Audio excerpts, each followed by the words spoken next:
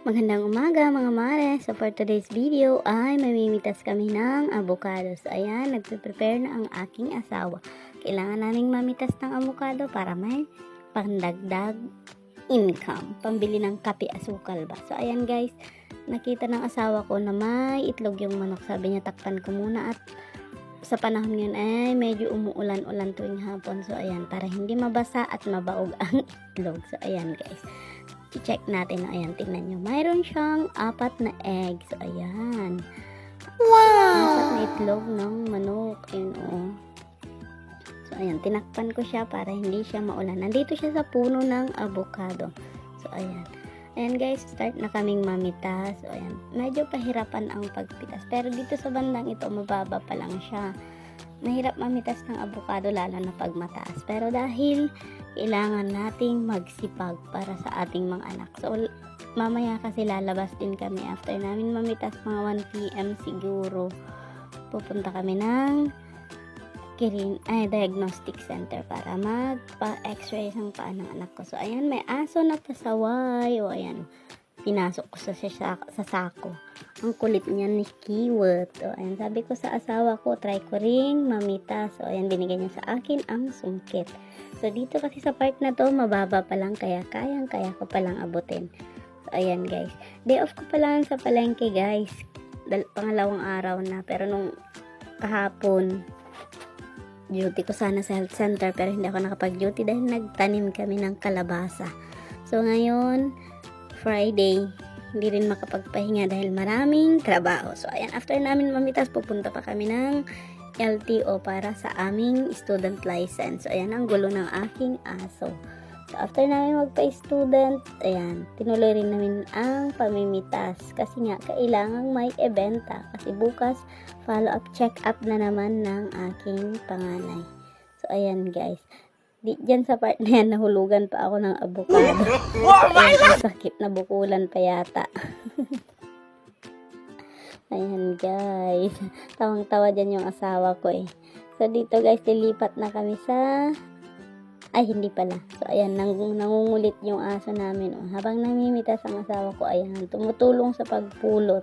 O ayan, itinakbo pa yung avocado. Kayang-kaya niya daw yan itakbo. Ayan, kitang-kita niya na, akala niya nakikipaglaro kami.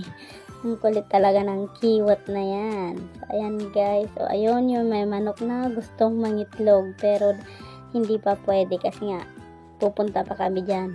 Ayan. Pumasok na pero lumabas din yan after na nung pumunta na kami dyan. So ayan guys, nandito na kami sa mataas na part. Mataas na puno. Tabi ng baki. Kitang-kita nyo naman kung gaano kataas ang avocado dito sa likod bahay. Tunay, ito guys, tinanim namin noong bago pa kami lipat dito sa bahay. Sa mga buto yan. After ilang years, namunga na. So, ayan guys. Pinagkakakitaan na namin tuwing namumunga. So, ayan. Meron din mga pumupunta dito yung mga nakakolong-kolong na ano. Minsan sila yung namimitas. Nung nakaraan, pumunta sila pero na-harvest na. Medyo mahal ang kuha nila. Pero pag start mamunga, hindi pa sila umaakyat. So, ayan guys. Kita nyo naman kung gaano kahirap. O, ayan. Nakatali yan, tapos ikakarga ng asawa ko, tapos ibababa niya. Ako naman ang mag-aabot. So, ayan, lilipat natin dahil sariling sikap lahat, pati pag-video. So, ayan. Kita nyo na kung gaano kahirap. So, sabi ko sa asawa ko, Arya, ayun, tinaas na. O, ang taas, diba? So, ayan guys, pagkatapos naming tanghalian, nagluto muna ako ng lunch. Galing na kami dyan sa LTO, nakuha na namin ang aming student license. So, ayan. Magluluto muna kami ng tanghalian. So, nagprito ako ng saging dahil ayaw ng anak ko ng gulay. So, ayan. Magmemeryenda na lang daw sila mamaya sa Difun. So, ayan. Magigisa naman ako ng talbos ng kamoteng kahoy. So, ayan. Tamang luto lang, guys. Then, after nyan, kakain kami. Tapos, bababa na. Pupunta na ng Difun. So, ayan guys, malapit na. Malapit. Tamang luto-luto lang tayo nga guys. So, ayan na. Ang hirap maging full-time. Hindi pala ako full-time mom. Nagtatrabaho ako. So, Dalawa po yung trabaho ko, beach W at sales lady sa palengke. So ayan guys, nandito na kami sa diagnostic center para i-x-ray ang aking anak. So hopefully okay na, kasi nung nakaraan mayroon pa siyang crack. So yun ang hindi as in crack, hindi pa nag-fix na sa crack ng buto niya. So ayan, hopefully okay na. So ayan, start na ni sir. Then pinalabas din ako dyan kasi nga yung radiation. Nag-video lang ako ng konti, tapos labas na rin.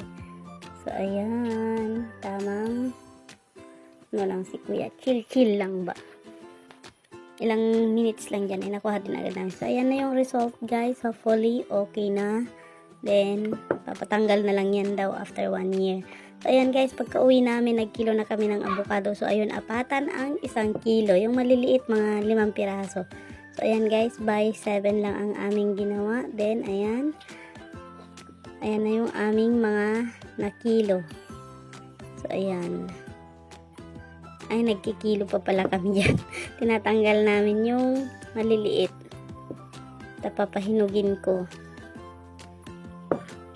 So ayan, pag inisa-isa na yan, yung by 4 yung 1 kilo. Pag maliliit, nasa 5 pieces, ganun. So ayan guys, by 7 ang aming ginawa. So after na magkilo, nagmerienda muna ako dahil may hinog. So ayan guys, green yan. Ganyan lang ako kumain ng avocado. Sausaw ko lang sa asukal. Ayaw ko yung minamasya. Ayan, maliliit kasi ang avocado ngayon kasi nga natikagan or na-drought. So ayan guys, after kong kumain dyan, nag-prepare na rin kami para ihatid na, i-deliver na yung avocado doon sa Gundaway. So ayan, kita niyo naman ang lakas ng aking XRM. Hindi lang yan pang off-road, pang forma. Ayan, pang